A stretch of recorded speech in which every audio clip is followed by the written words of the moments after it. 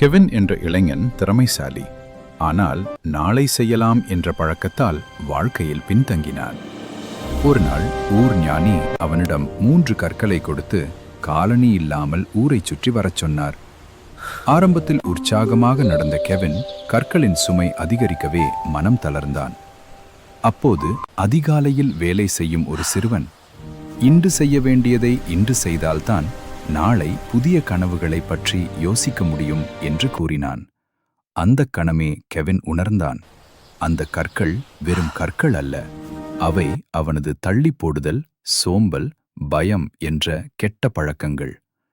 ஞானியின் வார்த்தைகளை உள்வாங்கிக் கொண்டு அவன் அந்த கற்களை, அதாவது கெட்ட பழக்கங்களை சுமந்து கொண்டே ஓடி அதிகாலைக்குள் ஊரைச் சுற்றி முடித்தான். நல்ல பழக்கங்கள் ஆரம்பத்தில் சுமையாக தோன்றினாலும் அவை நம்மை வெற்றியின் உச்சிக்கு கொண்டு செல்லும் என்பதை கெவின் உணர்ந்து வாழ்க்கையில் வெற்றி பெற்றான்.